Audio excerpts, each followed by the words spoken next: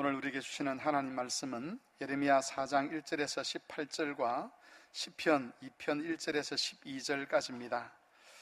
먼저 예레미야 4장 1절에서 18절까지 말씀을 교독하고 시편 말씀은 설교 중에 교독을 하겠습니다. 예레미야 4장 1절에서 18절까지입니다. 구약 성경 1055쪽 또는 1056쪽쯤 되겠습니다. 교독을 하겠습니다. 여호와께서 이르시되 이스라엘아 네가 돌아오려거든 내게로 돌아오라. 네가 만일 나의 목전에서 가증한 것을 버리고 네가 흔들리지 아니하며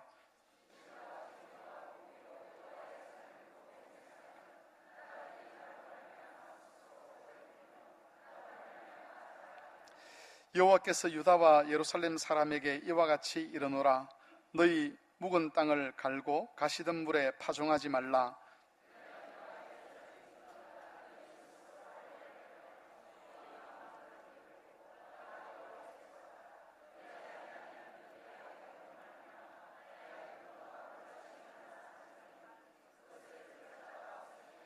너희는 유다에 선포하며 예루살렘에 공포하여 이르기를 이 땅에서 나팔을 불라 하며 또 크게 외쳐 이르기를 너희는 모이라 우리가 견고한 성으로 들어가자 하고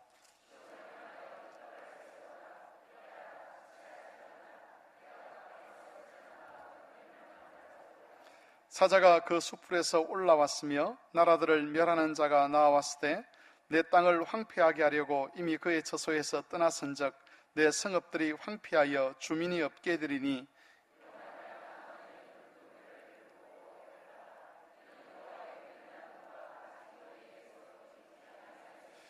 여호와의 말씀이니라. 그날에 왕과 지도자들은 낙심할 것이며 제사장들은 놀랄 것이며 선지자들은 깜짝 놀라리라.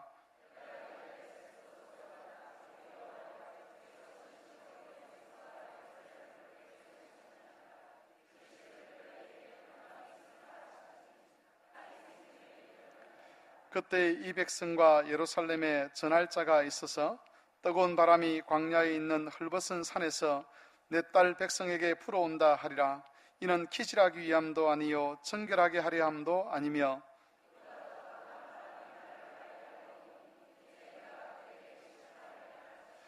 보라 그가 구름같이 올라오나니 그의 병거는 해오리 바람 같고 그의 말들은 독수리보다 빠르도다. 우리에게 화 있도다. 우리는 멸망하도다 하리라.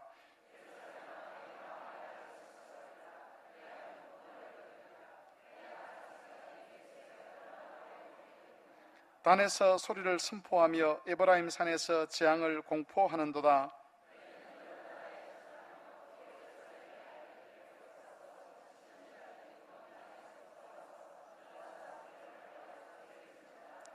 그들이 밭을 지키는 자같이 예루살렘을 에워싸나니 이는 그가 나를 거역했기 때문이라. 여호와의 말씀이니라.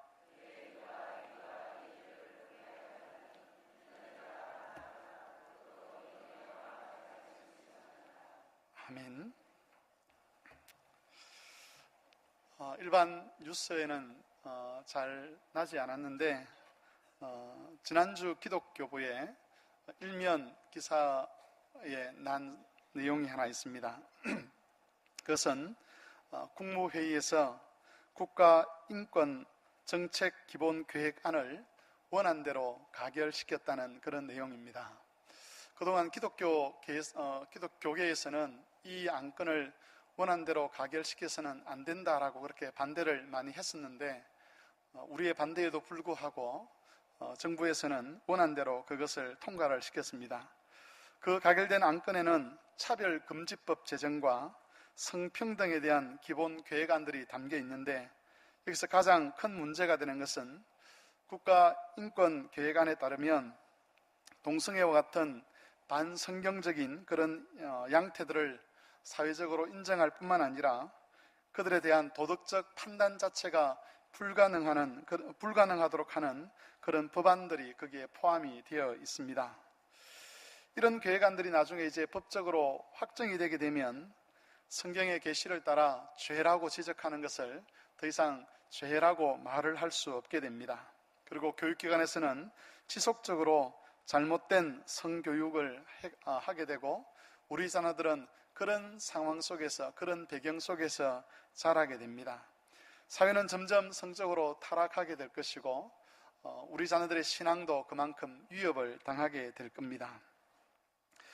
그런데 실상을 좀 이야기를 하자면, 이런 법이라고 하는 것은 어떤 사건이 일어나기 전에 먼저 만들어지는 것이 아니라는 것을 여러분도 잘 알고 계실 것입니다. 법이 만들어졌다는 것은 이미 그런 양상들이 사회에 나타나고 있다는 증거입니다. 그 양상들을 해결하기 위해서 법이 생겨나는 것이지요.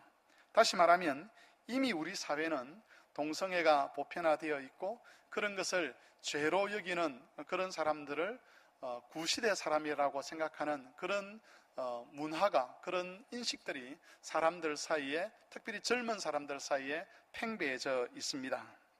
우리 자녀들은 이미 유치원에서, 학교에서 반성경적이고 비성경적인 성의식들을 주입받고 있습니다. 그래서 교회에서 하나님께서 남자와 여자를 만드시고 그 남자와 여자를 각각 고유한 임무를 주어서 가정을 이루게 하시고 그 가정을 통해서 하나님 나라를 세워가기 때문에 가정을 소중히 여겨야 되고, 여자들이 자녀들을 기르는 것에 있어서 온 마음을 다해야 되고 거기에 부모들이 희생을 해야 된다는 이런 식의 주장들에 대해서 우리 믿음의 자녀라 할지라도 이미 그 속에서 반감을 가지고 살아가는 것이죠. 다른 교회의 이야기가 아니라 우리 교회에서도 일어났던 일들입니다. 여러분, 이런 현상들은 우리만 겪는 일들은 아닙니다. 계몽 시대 이후에 서구 사회는 민주주의라는 틀 속에서 변화를 겪게 되는데, 그 결과 개인의 인권이라는 것이 절대적인 기준이 되게 되고, 그 개인의 인권이 기준이 됨으로 말미암아서 성경이 규정하는 여러 가지 죄들에 대해서 자유를 선언하게 됩니다. 여러분, 유럽에 있는 나라들 치고 반기독교적인 문화를 형성하지 않는 나라가 없습니다. 가톨릭 국가들이 있죠. 그러나 그런 가톨릭 국가도 겉으로 보면 하나님을 섬기는 것 같지만 그들의 의식과 문화를 보면 전혀 성경적이지 아니하고 또 그들의 믿음을 따라서 문화가 형성되지 않는다는 것을 알 수가 있습니다. 특별히 성의식에 있어서는 동성애라고 하는 것이 이미 유럽 사회에서는 그게 왜 문제가 되느냐라고 질문할 만큼 아무렇지도 않는 것이 되어버렸습니다. 사람들의 의식 자체가 이미 성경을 구시대 유물로 인식을 하고 있고, 그래서 현대 사회와는 맞지 않는 잘못된 가치라고 생각하는 사람들이 많습니다. 이번 정권이 들어서서 인권과 관련된 사항들에 대해서 이전 정권보다 진보적인 태도를 보이는 것은 사실입니다.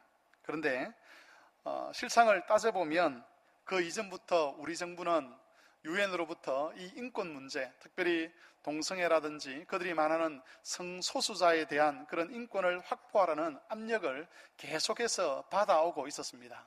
그것은 전 세계적으로 문화나 사상들이 반성경적이고 비성경적인 그런 사상으로 흘러가고 있다는 증거들입니다. 이것은 여러분 거대한 물줄기와 같습니다. 홍수를 경험해 보셨죠? 홍수가 나면 그 물줄기를 거스릴 수 있는 것이 없습니다. 막아설 수 있는 것이 없는 것이지요. 그처럼 전 세계적으로 이렇게 사상적 흐름들이 있는데 그 흐름을 어느 것도 막을 수가 없습니다. 심지어는 텔레비전 방송에서는 이 동성애와 관련된 부정적인 보도는 아예 하지 않기로 서로 협약을 맺었다는 그런 이야기까지 나오고 있습니다.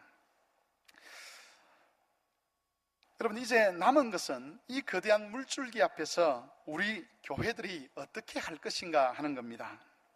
최근 경남에서도 기독교계를 중심으로 경남 교육청에서 도입하려고 하는 학생 인권 조례안에 대해서 반대 집회를 해왔습니다.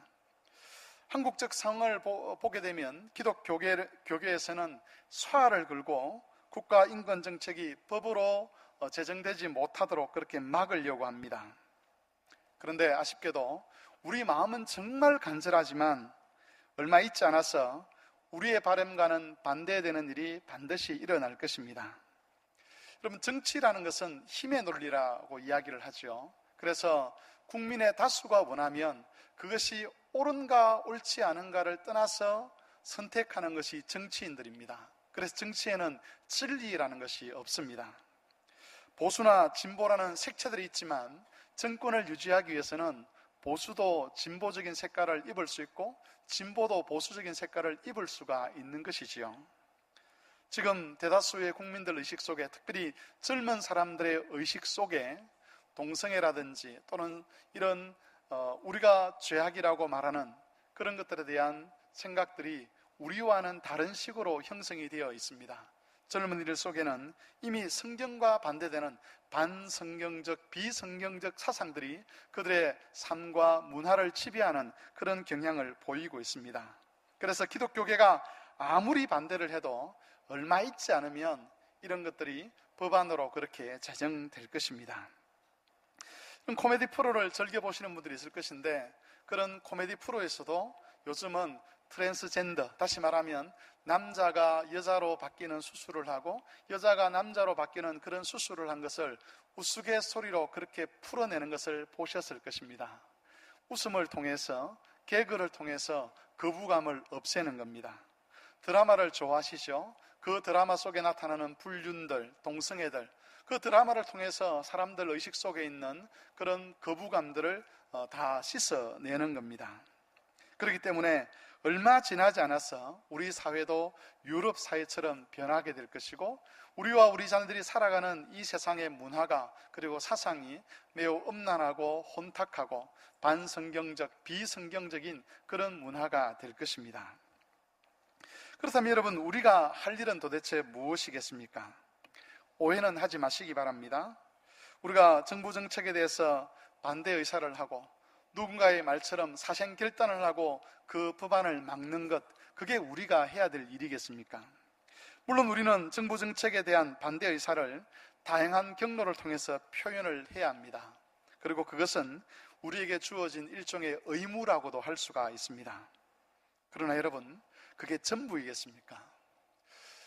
힘에 대해서는 힘으로 맞서는 것이 세상의 이치지만, 그러나 지난주에도 말씀을 드렸지만 우리는 세상의 이치를 따라서 우리의 신앙과 삶을 꾸려가려고 하는 사람들이 아니라 하나님의 계시의 말씀을 따라서 시대를 해석하고 그 시대가 우리에게 던진 문제들을 해석해 나가야 될 사람들입니다. 그렇다면 여러분, 하나님 말씀은 이런 시대에 우리에게 무엇을 요구하겠습니까? 오늘 본문의 말씀을 통해서 우리가 맞이하고 있는 이런 현실들 앞에서 우리가 무엇을 해야 되는지, 우리가 정말 목숨을 걸어야 될 일이 무엇인가 하는 것을 살펴보고자 합니다. 예레미야라는 이 성경은 이스라엘이 바벨론에 의해서 멸망당하기 바로 직전에 그들에게 주신 계시의 말씀입니다. 5절에서 6절 말씀을 보시면 멸망에 대한 경고가 기록이 되어 있습니다. 너희는 유다에 선포하며 예루살렘에 공포하여 이르기를 이 땅에서 나팔을 불라하며 또 크게 외쳐 이르기를 너희는 모이라, 우리가 견고한 성으로 들어가자 하고 시온을 향하여 깃발을 세우라, 도피하라, 지체하지 말라, 내가 북방에서 재난과 큰 멸망을 가져오리라, 그렇게 말씀하고 있습니다. 재난이 북방에서 온다는 것은 바벨론이 이스라엘을 침략하는 경로가 북쪽에서부터 시작된다는 그런 뜻입니다. 잔인한 바벨론의 군대가 이스라엘을 멸망시키기 위해서 북쪽에서부터 침략해 들어올 것이라고 하나님께서 경고하고 있습니다. 7절과 8절은 그 침략이 가져올 결과에 대한 말씀입니다. 사자가 그 숯불에서 올라왔으며 나라들을 멸하는 자가 나와왔으되 네 땅을 황폐하게 하려고 이미 그의 처소를 떠났은즉 내 성읍들은 황폐하여 주민이 없게 되리니 이로 말미암아 너희는 굵은 배를 두르고 애곡하라. 이는 여호와의 맹렬한 노가 아직 너희에게서 돌이키지 아니하였음이라. 바벨론의 군대가 침입해 들어오게 되면 성읍들은 무너지고 황폐하게 될 것입니다. 거기에 살던 주민들은 죽거나 흩어지게 될 것이고 아무도 살지 않는 폐허로 그 땅이 변하게 될 것입니다. 우리 중에는 전쟁을 경험하신 분도 계시지만 거의 대부분은 전쟁을 경험하지 않은 사람들입니다. 우리는 전쟁에서 패배한 국가나 민족의 백성이 얼마나 큰 수모와 그리고 수치와 고통을 겪는지 잘 알지 못합니다. 오늘 본문의 글을 읽긴 했지만 이 고통에 대해서 우리가 적극적으로 공감하거나 그러지는 못한다는 것이지요. 예레미야 에가스라는 성경이 있습니다.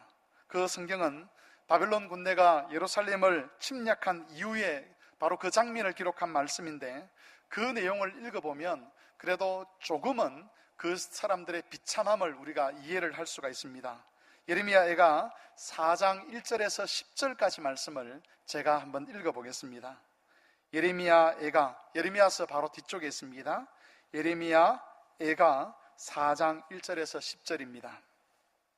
예레미야라는 것은 예레미야가 불렀던 애통의 노래라는 뜻입니다.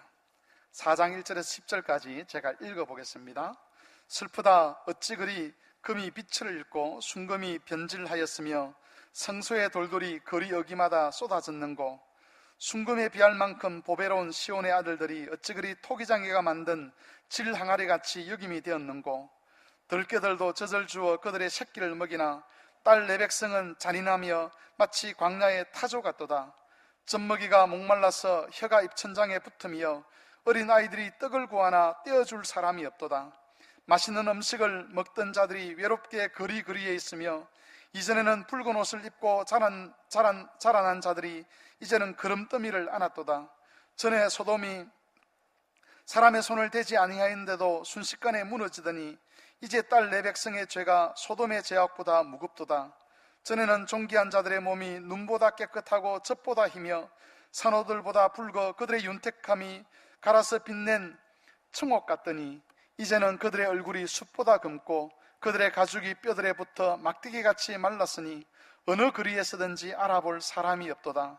칼에 죽은 자들이 줄여 죽은 자들보다 나음은 토지 소산이 끊어짐으로 그들은 찔림을 받은 자들처럼 점점 쇠약하여 가미로다.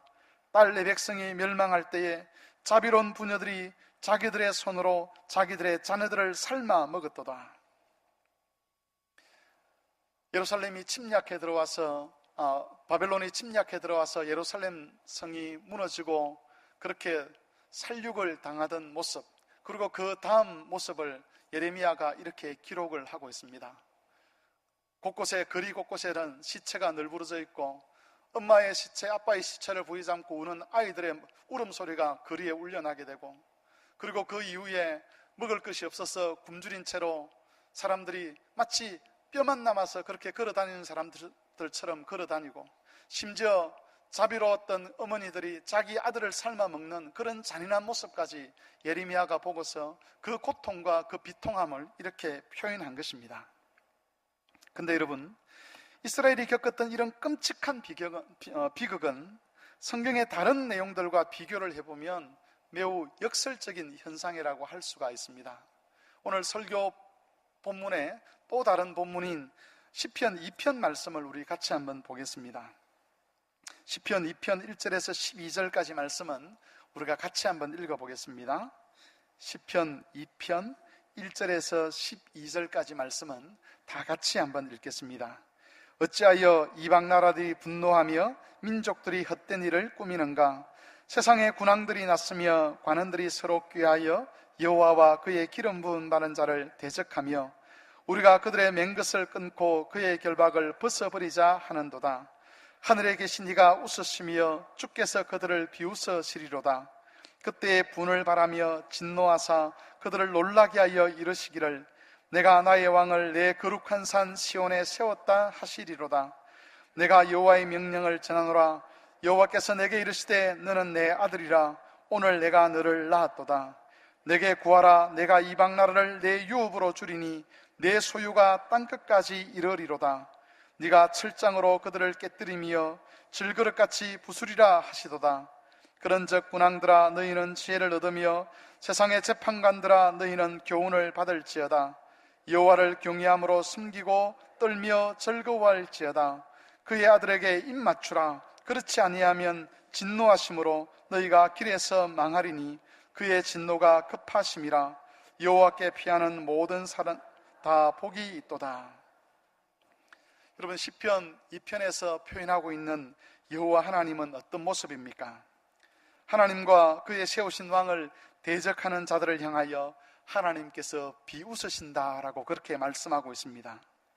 여호와께서는 자신이 세우신 왕에게 능력을 주셔서 철장으로 그들의 대적을 부수시며 그리고 질그릇같이 그들을 파괴하도록 하셨습니다. 실제로 이스라엘 백성의 역사를 살펴보면 이런 하나님의 능력들이 그들에게 나타났다는 것을 알 수가 있습니다. 애굽에서 그들이 나올 때에 하나님께서는 크신 능력으로 애굽의 군대를 멸하시고 이스라엘 백성들을 구원하여 내셨습니다. 그들이 광야를 지나 가나안 땅에 들어갈 때 하나님께서는 전능하신 그 능력으로 만군의 여호와로서 이스라엘 백성들을 도우시고 그들로 하여금 가나안 백성들을 이기도록 하셨습니다. 그러나 여러분, 예레미야 시대의 이스라엘 백성들이 겪었던 그런 현실들은 이러한 하나님의 능력과는 상관이 없는 것이었습니다. 우리는 이스라엘이 전능하신 여호와의 이름으로 일컬어지는 나라라는 것을 잘 알고 있습니다. 그런데 그렇게 전능하신 여호와 하나님의 이름으로 일컬어지는 나라였음에도 불구하고 이스라엘은 비참하고 그리고 비극적인 그런 현실을 맞이해야만 했습니다. 우리는 왜 그들이 비참한 폐허와 고통을 겪었는지를 잘 알고 있습니다. 본문에도 그 가르침이 기록되어 있습니다. 우선 하나님께서는 이스라엘 백성들이 당하는 그 고통이, 그 현실이 다른 이들에게서 나온 것이 아니라 바로 하나님에게서 나온 것임을 말씀하고 있습니다. 예레미야 4장 11절 12절을 제가 읽겠습니다. 그때 이 백성과 예루살렘에 전할 자가 있어서 뜨거운 바람이 광야에 있는 헐벗은 산에서 내 딸 백성에게 불어온다 하리라.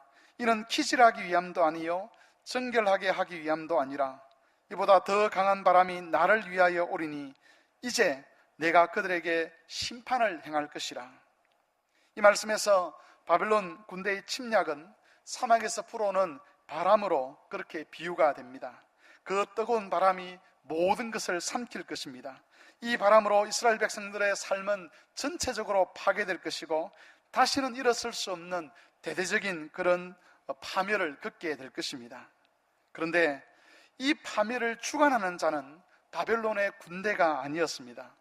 이 파멸을 주관하고 이끄시는 분은 이스라엘을 내 백성이라고 부르시던 바로 그 하나님이셨습니다. 여호와 하나님께서 이스라엘에 대하여 적대감을 품으시고 바벨론 군사를 일으켜서 지금 그들을 향하여 달려가게 하시는 것입니다. 여호와께서는 분명하게 말씀하십니다. 이제 내가 그들에게 심판을 행할 것이다. 15절에서 18절 말씀에서는 왜 여호와 하나님께서 이스라엘을 향하여 그 같은 일을 행하시는지가 기록되어 있습니다. 단에서 소리를 선포하며 에브라임 산에서 재앙을 공포하는도다. 너희는 여러 나라에 전하며 또 예루살렘에 알리기를 애워싸고 치는 자들이 먼 땅에서부터 와서 유다 성읍들을 향하여 소리를 지른다 하라. 그들이 밭을 지키는 자같이 예루살렘을 애워싸나니 이는 그가 나를 거역했기 때문이라. 여호와의 말씀이니라. 내 길과 행위가 이 일들을 부르게 하였나니 이는 내가 악함이라. 그 고통이 내 마음에까지 미치느니라. 하나님께서 지적하시는 것은 이스라엘의 악함입니다. 다시 말해서 시편 2편에서 여호와 하나님의 대적자들로 표현되는 자들은 이방 나라들, 바벨론이 아니라 아수르가 아니라 애굽이 아니라 바로 이스라엘 자신이었다는 것입니다.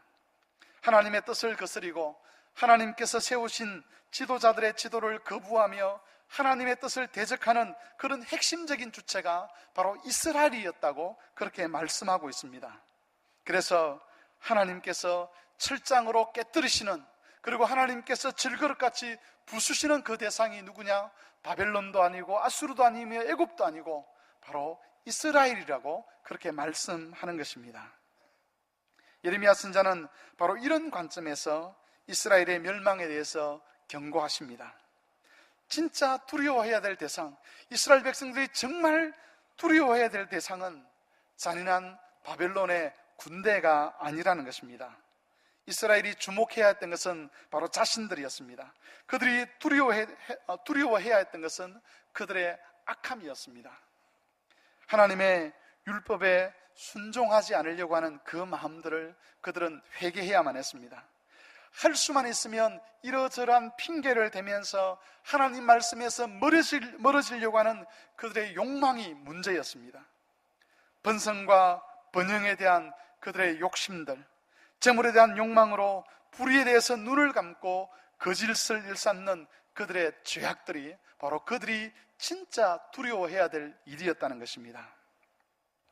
만일 이스라엘이 이런 죄악에서 떠나 온 마음으로 하나님을 경외하고 섬기기만 한다면 바벨론의 군대는 문제가 될 것이 없었습니다. 만일 이스라엘이 하나님의 편이 되기만 한다면 바벨론의 침략은 하나님의 조롱거리고 비웃음거리가 될 것입니다. 만군의 여호와께서 철장으로 그들을 깨뜨리실 수 있다는 것입니다.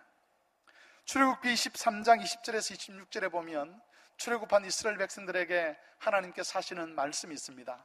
너희가 가나안 땅에 들어갈 때 너희가 내 말에 잘 순종하면 내가 너희의 편이 되어서 가나안 백성들을 이기게 할 것이지만 그러나 너희가 내 말에 순종하지 아니하면 나도 너희의 편이 되지 않겠다라고 그렇게 말씀하시는 내용입니다.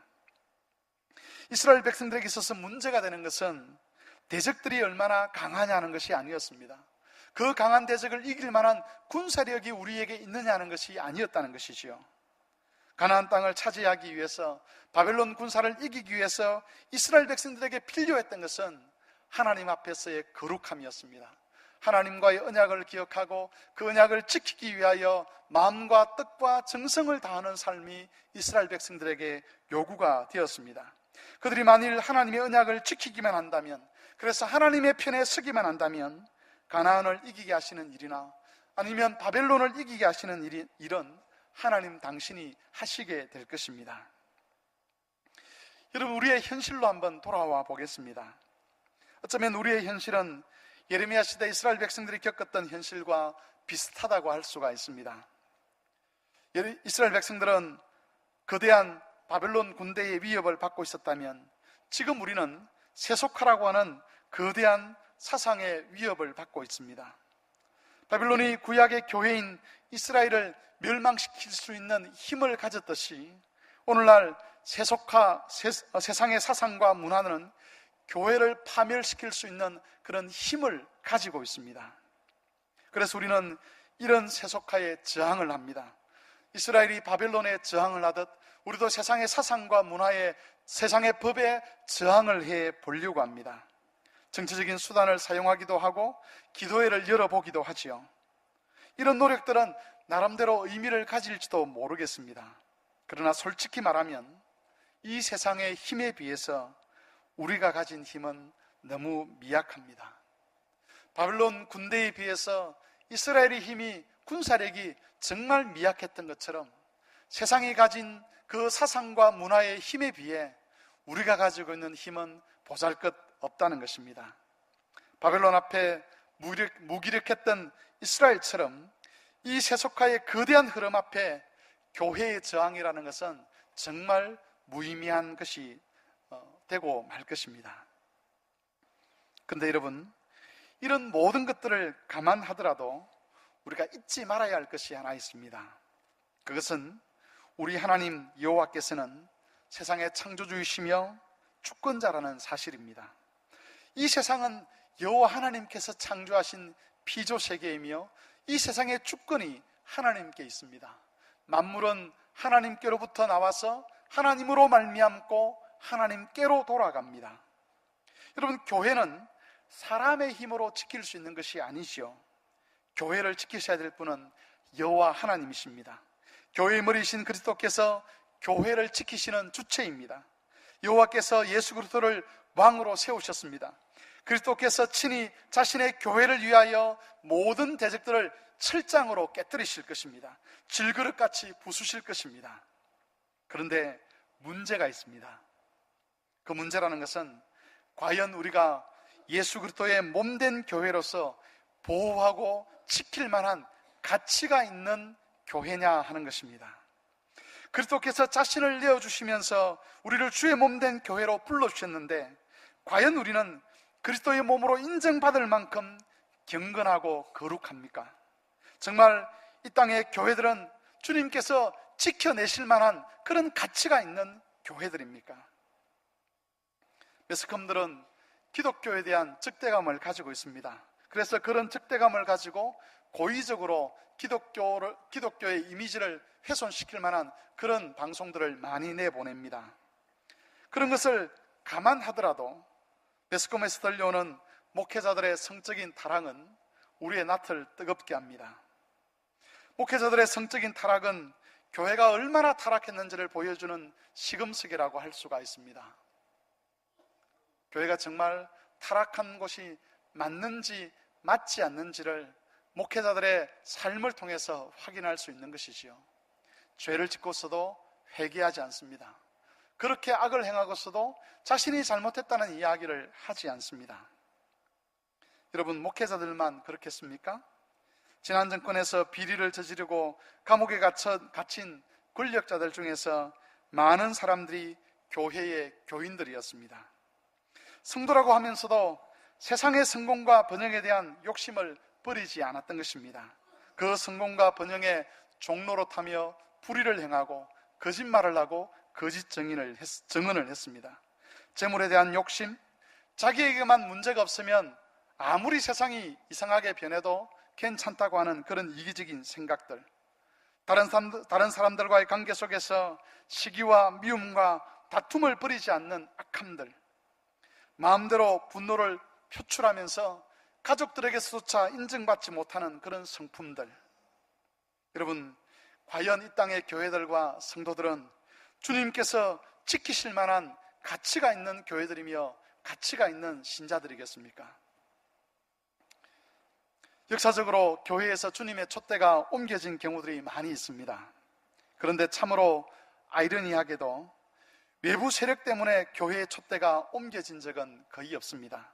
다시 말해서 교회가 외부 세력 때문에 망한 경우는 거의 없다는 것입니다.